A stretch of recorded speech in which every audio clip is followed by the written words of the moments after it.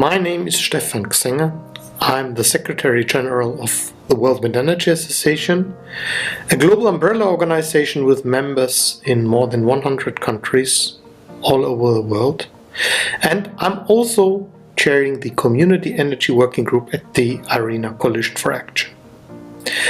I want to talk about what is community energy, what is community power.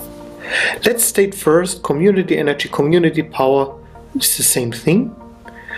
The term community energy is probably a bit more precise technically, because what we need is energy, and of course we use power generation to get energy that we can use. But of course the term community power also has this kind of implication of empowering communities. It has a political dimension as well.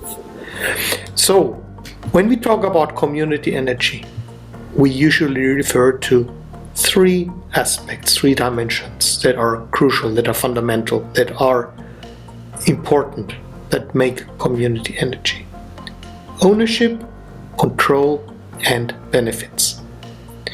At the World Wind Energy Association, we had more than a decade ago a discussion with many members and stakeholders from around the world, experts in community energy, in order to define what is community energy, community power. So these people from very different backgrounds, from developing countries, from industrialized countries, from small community energy groups, from larger groups, from different technologies also, they agreed on three criteria. And these criteria, I've already mentioned them. They are, when it comes to what is community energy, local stakeholders own a majority share in the project. The voting control rests with a community-based organization, and the majority of social and economic benefits are distributed locally. So here we are again. Ownership, control, and benefits. They must be in the hand of the local community. So in other words, a local individual or a group of local stakeholders, whether they are farmers, cooperatives, independent power producers, financial institutions, municipalities, schools, etc., own immediately or eventually the majority or all of a project. This is community energy.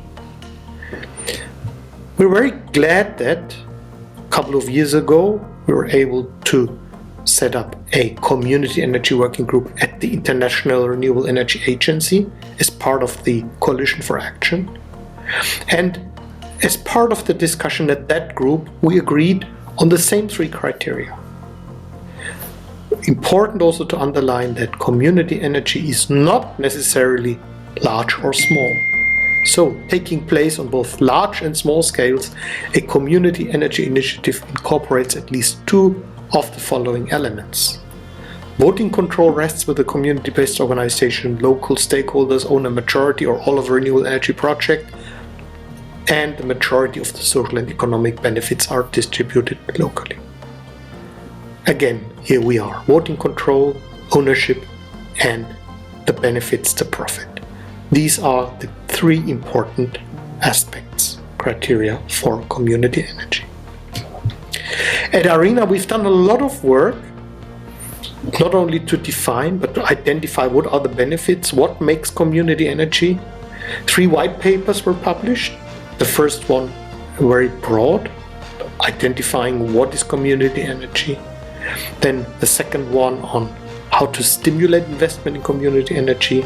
And very recently, the Community Energy Toolkit, where 11 best practice cases from around the world are described. And all these three white papers are under the title of broadening the ownership of renewables. Again, here we are. It's about ownership.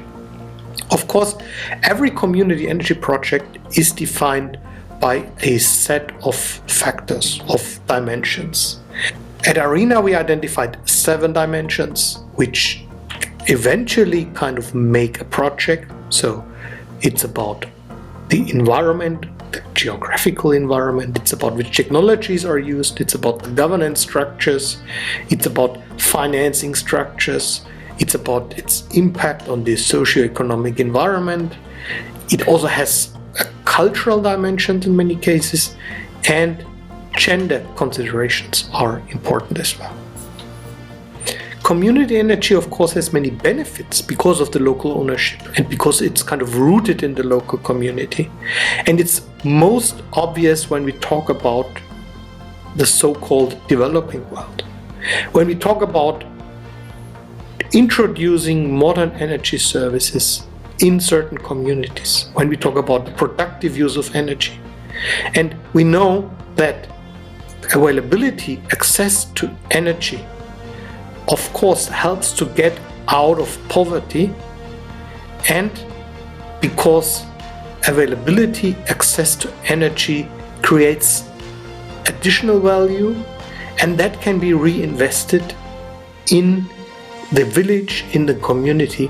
But if the renewable energy installation, the project, is owned locally, then of course there's more left to be reinvested, and we will see a faster deployment and the kind of getting out of poverty. This process will happen even faster.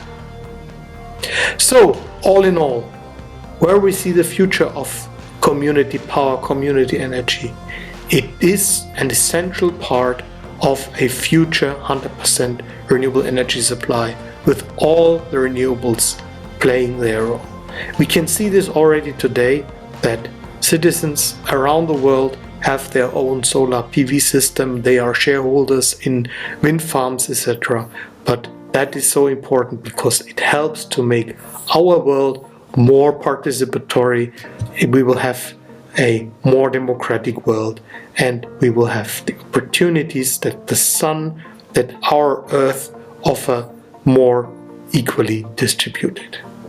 I thank you very much for your attention.